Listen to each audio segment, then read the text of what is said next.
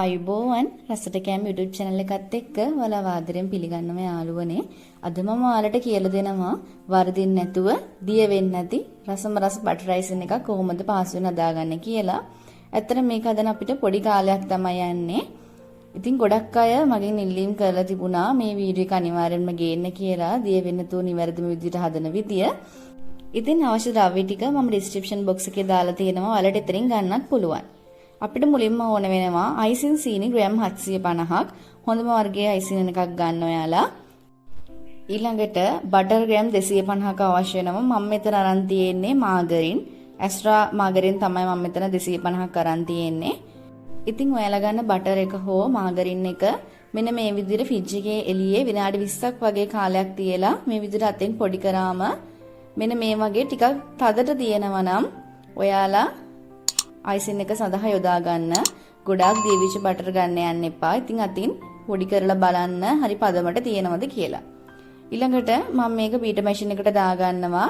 ඉතින් ඔයාලට පහසු වෙන්නම හෑන්ඩ් බීටර් එකකින් උනත් මේක බීට් කරගන්න පුළුවන්. ඉතින් පසුගිය වීඩියෝ වල ගොඩක් අය අහලා තිබුණා මගෙන් අයිසින් එකක් බ්ලෙන්ඩර් එකේ හදා ගන්න පුළුවන්ද කියලා. ඇත්තටම හරි ක්වොලිටියට හරි පදමට අපිට බ්ලෙන්ඩර් එකෙන් හදා ගන්න බෑ.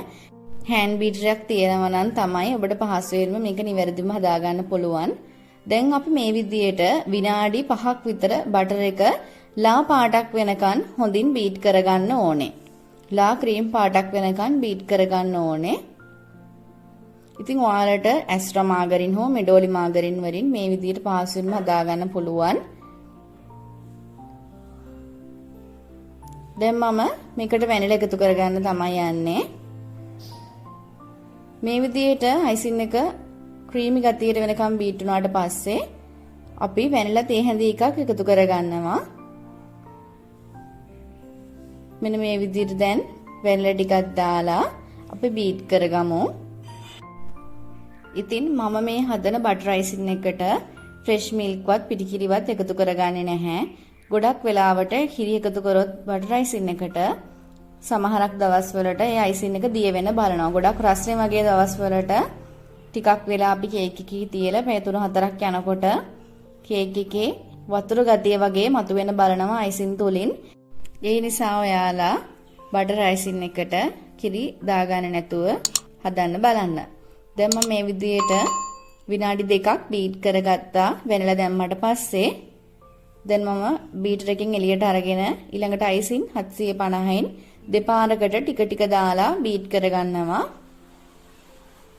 මෙන්න මේ විදිහට තමයි තියෙන්නේ. ඔයාලට පේනවා ඇති අර මාගරින් එකේ තියෙන කහ පාට ගතිය නැති වෙලා ලා ක්‍රීම් පාටට වගේ මේක ඇවිල්ලා අයිසින් සීනි උනත් ගන්නකොට හොඳින් හලලා ගන්න. නැත්නම් වාගේ අයිසින් එකේ කැට ගතියට හිටින්න පුළුවන් කේක් එක අයිසින් කරනකොට. මම මෙතන පාවිච්චි කරන්නේ ඩුම් ඩුම් එකේ එන අයිසින් සීනි එක තමයි. ඉතින් ඔයාලට මෝතා ඩුම් ඩුම් වගේ හොඳ බ්‍රෑන්ඩ් එකක අයිසින් එකක් පාවිච්චි කරන්න පුළුවන්. දැන් මම මේ විදියට තප්පර කිහිපයක් තමයි බීට් කරගන්නේ. විනාඩියක්වත් යන්නේ නැති තරම්. ඉතින් ඔයාලා හොඳින් මතක තියාගන්න අයිසින් දැම්මට පස්සේ අපි ගොඩක් වෙලා බීට් කරොත් අනිවාර්යෙන් ඒ බටර් අයිසින් ගොඩක් මෙල්ට් වෙන්න බලනවා වැඩි.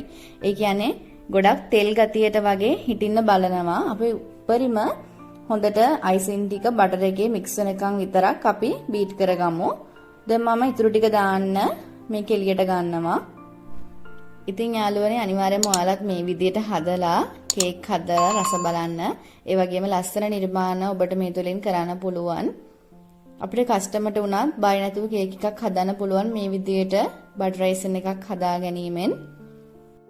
ඉතින් මම මෙතනදී මාගරින් 250කට අයිසින් සුගර් 750ක් තමයි ගත්තේ. ඒ කියන්නේ 3ට 1 අනුපාතය තමයි. දැන් මම ඊටු අයිසින් සීනි ටිකත් මේ විදිහට දා ගන්නවා. දැන් මේ ටිකත් ටික වෙලාවක් අපි හොඳින් කලවම් වෙනකම් බීට් කරගමු. ඉතින් ඔයා අපේ YouTube channel එක තාම subscribe කරලා නැති කෙනෙක් නම් අනිවාර්යයෙන්ම subscribe කරන්න. ඒ වගේම ළඟ තියෙන bell icon එකත් click කරන්න. ඉස්සරහට මම ලස්සන කේක් වර්ග හදන වීඩියෝ ඔයාලට මේ channel එක තුලින් අරගෙන එනවා. දැන් මේ විදිහට තප්පර 50ක් වගේ බීට් වුණාට පස්සේ මම මේක එළියට ගන්නවා. දැන් අපේ අයිසින් එක හරි යාළුවනේ. හරි පදමට දැන් මේ අයිසින් එක තියෙනවා. ඉතින් ඇත්තටම මේ විදිහට බටර් අයිසින් එක කිසිසේත්ම දිය වෙන්නේ නැහැ. ඔයාලට පහසුවෙන්ම හදාගන්න පුළුවන්. පොඩි කාලයක් තමයි යන්නේ බටර් අයිසින් එකක් හදාගන්න. ඉතින් ඔබට චොකලට් අයිසින් ඕනේ නම් මේ අයිසින් එකටම චොකලට් පවුඩර් මේසෙ හැඳි 8ක් වගේ දාලා හොඳින් බීට් කරගන්න. ඉතින් ඔයාලට චොකලට් පවුඩර් දැම්මට පස්සේ අයිසින් එක ටිකක් ඝනකම වැඩි කියලා හිතුනොත් වැනිලා තේ හැඳි භාගයක් වගේ දාලා අයිසින් එක හදාගන්න පුළුවන්. දැන් මේ බලන්න මේ අයිසින් එකේ පොඩ්ඩක්වත් තෙල් ගතිය නැහැ. දැන් මම ඔයාලට පෙන්නන්නම් මේකෙන් ටිකක් මල් එහෙම දාලා ඔයාලට මේ අයිසින් එක කොහොමද කියලා බලන්න. දැන් මම පයිපින් බෑග් එකක් සහ M1 නොසෙල් එක මෙතන අරගෙන තියෙනවා. අපි නොසෙල් එක දාන්න කලින් මේ විදිහට පයිපින් බෑග් එක යටින් කපා ගන්න ඕනේ. දැන් මේ විදිහට නොසෙල් එක දාගමු.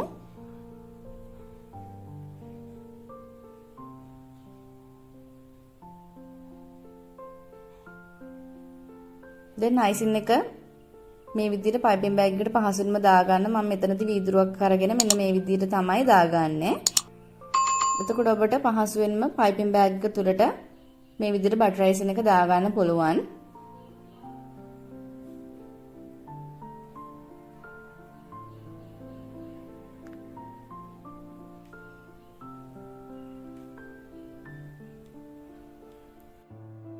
ඉතින් ඔයාලට මේ අයිසින් එකට වර්ණ එකතු කරගන්න අවශ්‍ය නම් ෆුඩ් කලරින් බිඳු කිහිපයක් එකතු කරගන්න පුළුවන්. කලරින් උනත් ගොඩක් දාන්න යන්න එපා.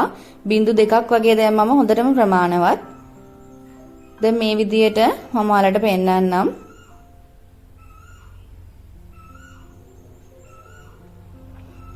බලන්න යාළුවනේ අයිසින් එක හොඳටම තියෙනවා. කිසිම තෙල් ගතියක්වත් මෙල්ට් වෙලා වැඩි ගතියක්වත් නැහැ. මෙන්න මේ විදිහට තමයි තියෙන්නේ. දැන් මම ඔයාලට මල් වගේම බෝඩර් ටිකක් දාලා පෙන්නන්නම්. අපිට M1 නොසෙල් එකෙන් සහ 2D නොසෙල් එකෙන් ලස්සනට රෝස මල් තියාගන්න පුළුවන් මෙන්න මේ විදිහට. දැන් මම බෝඩර් එකකුත් දාලා පෙන්නන්නම්. ඔයාලට මේ වගේ බෝඩර් එකක් කේක් එක යටට වටේට ලස්සනට සරසන්න පුළුවන්. ඉතින් ඔයාලගේ අයිසින් ගැටලුවට විසඳුමක් මේ වීඩියෝ එකෙන් ලැබුණා කියලා මම හිතනවා.